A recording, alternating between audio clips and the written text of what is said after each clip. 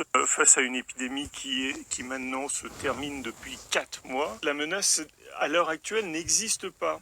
Et on la fabrique, plus ou moins, avec des chiffres. J'ai envie quand même de vous dire que depuis 3 semaines, il y a la menace d'une remontée exponentielle du nombre de cas. Alors j'aimerais juste dire ça. Remontée exponentielle. Déjà, une exponentielle, c'est une courbe qui est monotone croissante. Ça veut dire que ça ne peut pas redescendre. Aujourd'hui, ce que l'on peut observer, c'est que ce n'est pas une exponentielle.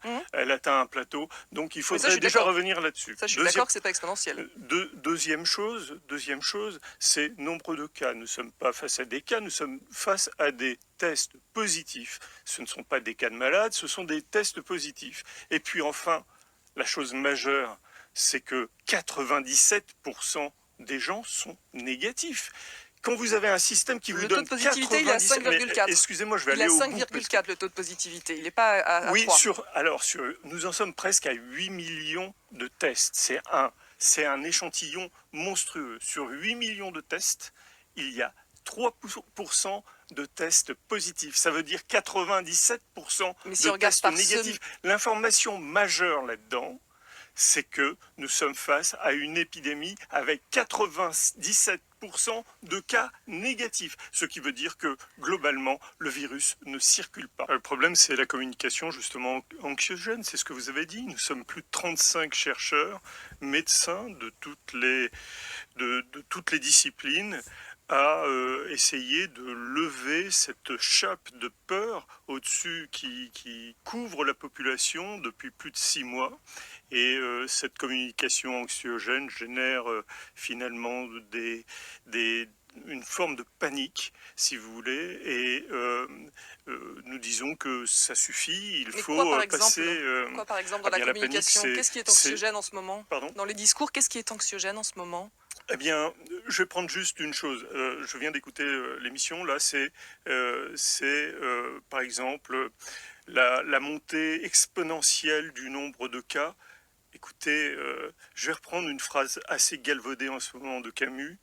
Mal nommer les choses ajoute au malheur du monde. En fait, tout est mal nommé là-dedans. Propos anxiogène, c'est le fait de dire que, globalement, le virus circule toujours d'une manière extrêmement forte et que nous allons prendre, alors ça c'est le pire de l'anxiogène, c'est nous allons prendre des mesures et pour l'instant les mesures ne sont même pas prises. Donc si vous voulez mettre en place un conseil de défense, nous ne sommes pas en guerre, c'est une épidémie qui est Il ne parle plus de guerre, hein. Emmanuel Macron, ça c'était il y a 6 mois. Oui, mais un conseil de défense, excusez-moi, ça ressemble quand même à quelque chose qui connote la métaphore guerrière, si vous voulez. Vous relayez sans filtre ce que envoie Santé publique France. Nous sommes face à une épidémie qui maintenant se termine depuis 4 mois et je suis prêt à rentrer dans les détails des chiffres. La menace, à l'heure actuelle, n'existe pas et on la fabrique plus ou moins avec des chiffres. Un épidémiologiste a une vision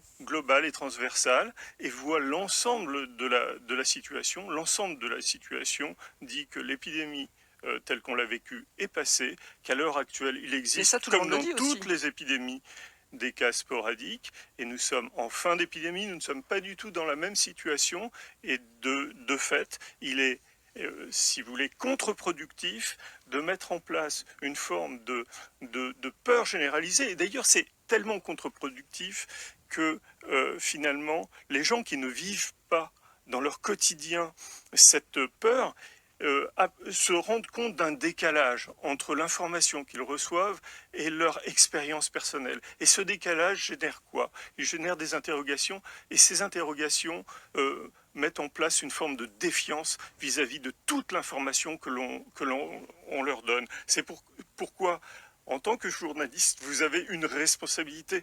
Ne donnez pas des chiffres sans filtre, essayez aussi d'objectiver. Je vous parlais du taux d'incidence, moi, tout à l'heure. Oui, mais l'incidence, écoutez, vous n'allez pas me parler à moi d'incidence. Pendant des mois, on a donné des chiffres cumulés, on a véhiculé, et encore aujourd'hui, si vous voulez, on donne des chiffres cumulés de tests positifs. De temps en temps, vous me sortez comme ça un mot, mais c'est la base de l'épidémiologie, l'incidence.